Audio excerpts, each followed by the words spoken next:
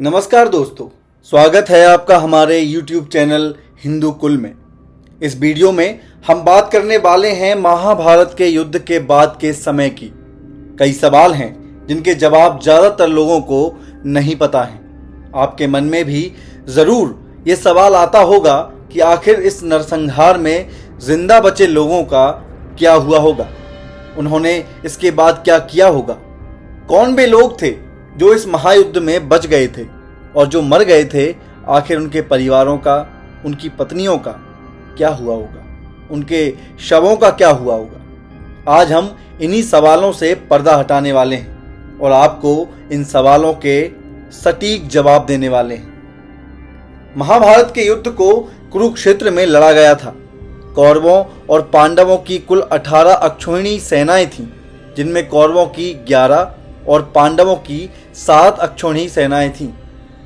एक सेना में 21,870 हाथी, 21,870 रथ, 65,610 घोड़े, 1,09,350 पैदल सैनिक होते थे। यह युद्ध पूरे 18 दिन लड़ा गया था। इस युद्ध के प्रमुख सूत्रधार भी 18 लोग थे और अंत में कुल 18 योद्धा ही जीवित बचे थे, जिनमें कौरवों की तरफ से केवल 3 और पांडवों की तरफ से कुल 15 योद्धा ही जीवित बचे थे।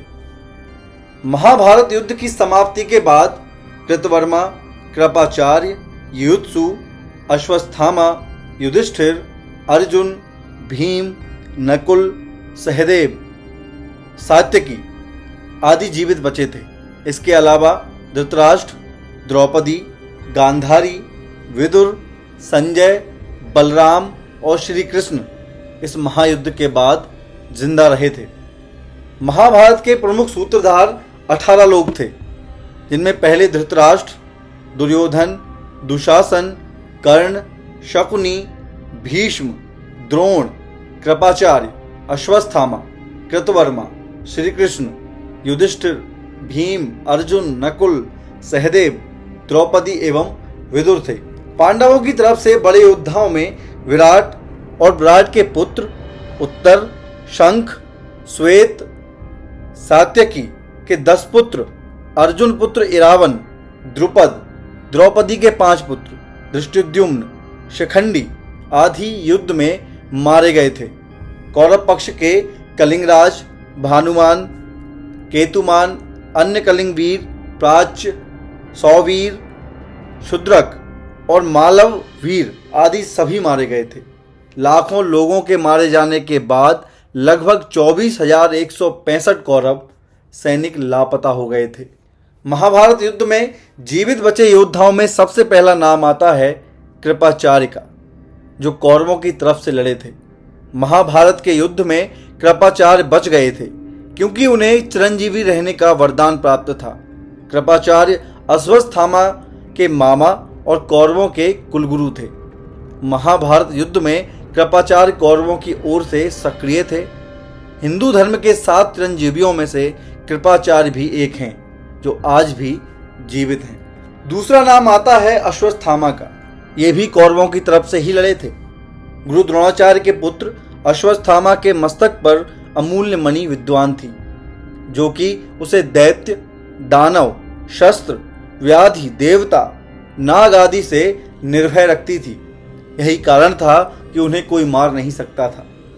पिता को छलपूर्वक मारे जाने की खबर सुनकर अश्वत्थामा दुखी होकर क्रोधित हो गए और उन्होंने ब्रह्मास्त्र का प्रयोग कर दिया था, जिससे युद्ध भूमि शमशान में तब्दील हो गई थी। यह देख कृष्ण ने उन्हें 3000 वर्षों तक कोढ़ी के रूप में जीवित रहने का शाप दे डाला। 7 चिरंजीवियों में अश्वत्थामा भी एक चिरंजीवी हैं, जो आज भी जीवित हैं। अगला नाम है कृतवर्मा का। कृतवर्मा यादव थे और यह भोजराज हृदय के पुत्र तथा कौरव पक्ष के अतिरथी योद्धा थे, जो महाभारत के भीषण युद्ध में जीवित बच गए थे। जब मथुरा पर आक्रमण हुआ था, उस समय श्री कृष्ण ने कृतवर्मा को पूर्वी द्वार की रक्षा का भार सौंपा था, जहां कृतवर्मा ने बाण के मंत्री कृपकर्ण को हराया था। महाभारत युद्ध के बाद यादवों के युद्ध में कृतवर्मा भी मारे गए थे। सात्यकी ने कृतवर्मा का सिर धड़ से अलग कर दिया था। अगला नाम है युत्सु का। महाभारत काव्य के अनुसार युत्सु राजा धृतराष्ट्र की वैश्य दासी से उत्पन्न पुत्र थे। महाराज धृतराष्ट्र के वे एकमात्र पुत्र थे जिन्होंने पांडवों की ओर से लड़ाई की थी। माना जाता है कि युत्सु के वंशज आज भी मौजूद हैं। सत्यकी भी ऐसे योद्धा थे जो महाभारत में बच गए थे। इस युद्ध में सात्यकी पांडवों की ओर से लड़ने वाले यादव योद्धा थे। सात्यकी ने कौरवों के अनेक उच्च कोटि के योद्धाओं को मार डाला था, जिनमें से प्रमुख जलसंधि, त्रिगतों की गज सेना, सुदर्शन, मिलेच्छों की सेना, भूरिश्रवा, कर्णपुत्र प्रसन्न थे। महाभारत के बाद हुए यादवों के झगड़े में सत्यकी ने कृतवर्मा का सिर काट दिया था और वे खुद भी मारे गए थे। पांचों पांडवों में सबसे बड़े युधिष्ठिर ने महाभारत युद्ध की समाप्ति पर बचे हुए मृत सैनिकों का, चाहे वे शत्रु वर्ग के हों अथवा मित्र वर्ग के, दाह संस्कार एवं तर्पण कराया था। महाभारत के बाद हुए यादवों के युद्ध में कुछ योद्धा मारे गए थे और कुछ बाद में गांधारी के शाप के चलते आपसी युद्ध में मारे गए।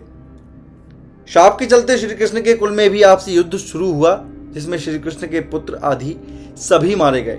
बलराम ने यह देखकर समुद्र के किनारे जाकर समाधि ले ली।